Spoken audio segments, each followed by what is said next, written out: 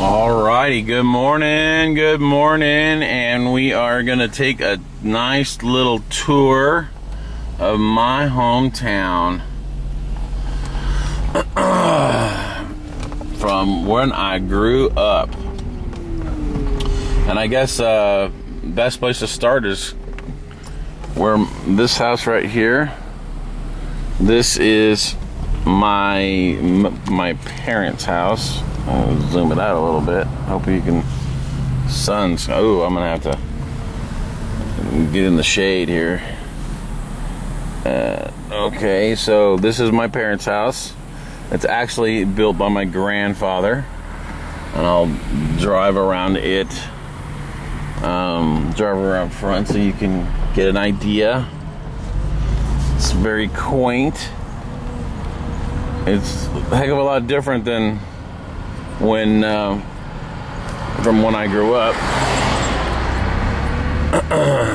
When I grew up, that whole part right there, the whole part where the fence was, that was all basically dirt. There was one tree out there, and actually I'm gonna turn left here, not right. It was all dirt. And I'm going to kind of try to do this as in chronological order as possible. But it's going to be a little difficult simply because, well, not difficult from the sense of,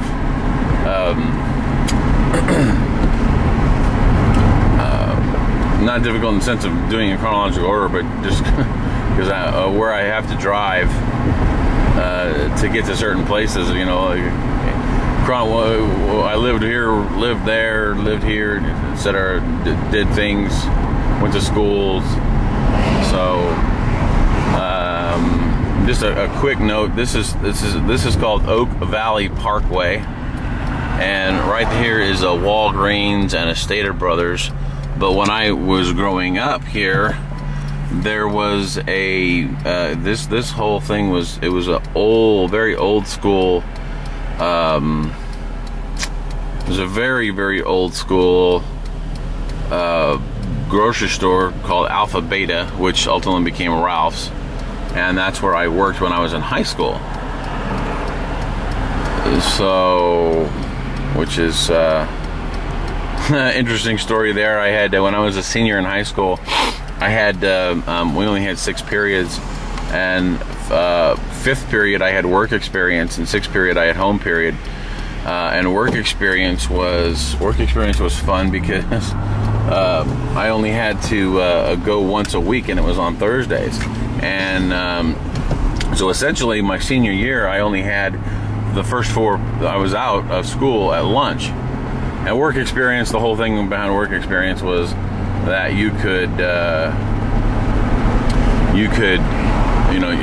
went out to you went out into the world and worked, and then you came on once a week and you talked about your work experience, and it was really kind of lame. It was really lame. But and frankly, I ditched about about 3/4 of the time I ditched the class. And then what I would end up getting for ditching the class is I'd get the teacher was, I mean, she was a nice old lady, but she was a total pushover. And all she'd do is just give me a detention, and which I would do on a Saturday morning, 1 hour, and then I knew the guy who was running the detention. He liked me, like my parents. He'd make me stay for about 10 minutes, and then I'd be out the door. So I kind of got over on that. And here is this is Elm Street, and I'm going up Elm Street, and I've made this when I was young. I made this 1,000 times, and that out there was called the Gully. I'll show you that in a second. But first thing, my first time when I lived here in Beaumont, I lived at this end of this little cul-de-sac called Merle, and I don't even remember the address, but I guess I'll if the address is on the house, I'll see it. But Merle Street. We lived here for about, I think we lived here for about 2 years, if I remember correctly. Maybe, and maybe it wasn't even that long. Frankly, I don't know. I think my parents rented the house, but it wasn't very long. The street wasn't very long, but this is the house right here. This is where I grew. I lived here for a year, and I don't know how I'm gonna turn around here now. I guess I'm just gonna have to back up. So, but the cemetery was right there, which was kind of strange. We never really went into the cemetery, but I mean, I was young at the time, so I was in like kindergarten, first grade. I think I was there until second grade, and then moved to the house that I'm going to show you next. So, which isn't really that far away. So yeah, I grew up there. All right, we moved there from Redlands. I lived in Redlands. In fact, what I'll do is I'll insert when I go down to Redlands at some point later this weekend or today or whatever. I will go by the house that I lived in Redlands for about 3.5, 4 years. And oops, I totally just ran that stop sign and probably pissed that guy off, but oh well. So. Anyway, now went to coming right here, and this is Florence Street. Now, when I grew up here, this was Elm, and that's Florence. And Florence was actually in the county; it was not the city limits. And so the so we didn't get served by. We didn't get served. We weren't handled by the police. We were handled by the sheriffs. So, but we came all the way down, and wow, this place is completely different. But this was my house, and the place is just freaking a disaster zone now. Oh my gosh, I can't stand looking at that now. Oh, those people have just torn that house up. It's horrible. Horrible. It just makes me sick. And behind was the canyon where I used to play. Go down in the canyon every day, have BB gun wars, dig forts, go scout and hunt and everything. But yeah, here we go. This is the house again. It was a little guest house right there. It used to be a garage, and it was turned into a guest house. And anyway, as you can see, that place is a freaking disaster zone. The reason that there's a big brick wall in the front is because we had a swimming pool in the front yard. We couldn't put a swimming pool in the backyard because of the canyon. It would have they surveyed it or whatever. I don't know all the particulars, but from my understanding, they surveyed it, and they couldn't put it wasn't viable to put a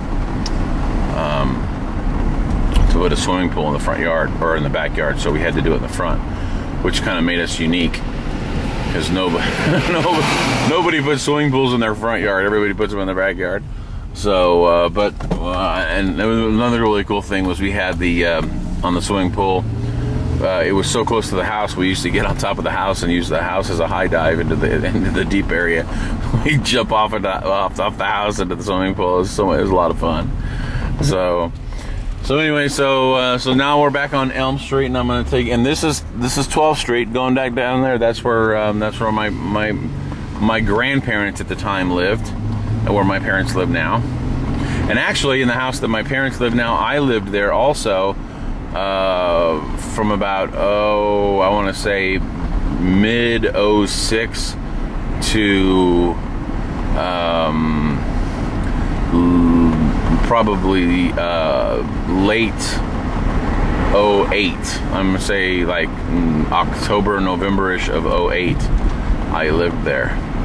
So this street was really interesting. I'll share a little story about it.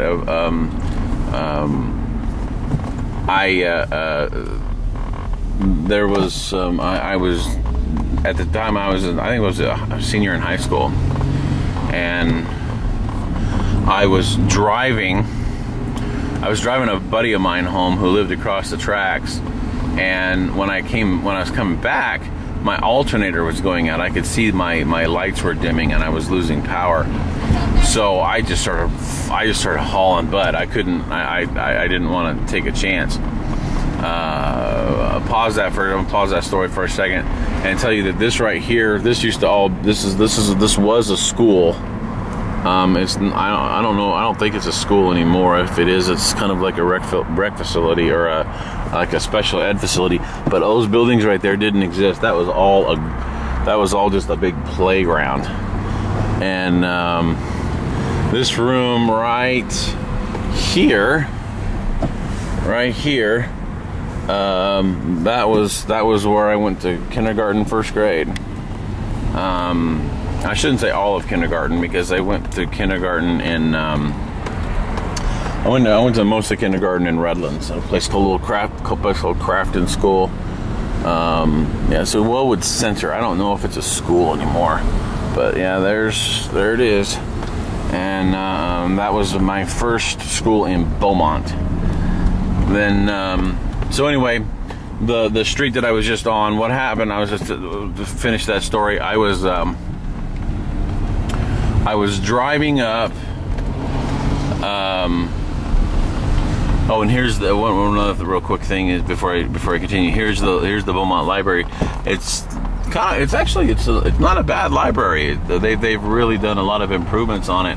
And the upstairs was the children's library. We used to go upstairs. We used to walk down there from the school that I'm going to take you by right now, which is Palm School. That was Palm School and Summit School. They were almost kind of right next to each other. We used to walk up there. We'd take go to the library. Anyway, I'm across the tracks and I'm coming by. I'm losing power and I have to get home. I have to get back to the house before my car is just doesn't have any more power, or any electrical power rather. So I'm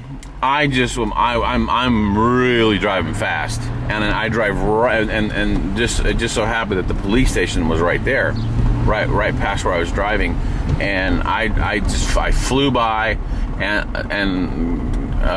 little did I know at almost simultaneously at the time that I was leaving over there, somebody heard a gunshot, and they saw me speeding by, and this cop just instinctively thought it might have been me, so he tailed me, and he threw his lights onto me right about where Wellwood School was, and I didn't stop. I kept right on going. I was not stopping for anything, for any reason. I was not stopping. I did not, because I knew if I stopped, I wasn't going to get any. I wouldn't get home. So I kept going all the way to my house, which I guess, relatively speaking, it wasn't that far. But I was doing 75 miles an hour on that street. I looked down, I was doing 75, and it's a 25-mile-an-hour zone. And not only that, I wasn't stopping from the cop. So he was pursuing me with his lights on. And this right here is finish the story, complete the story in a second. This is Palm School. This is where I went to. This building right here wasn't there. This is new. That was all playground. But these older buildings, this was actually Palm School.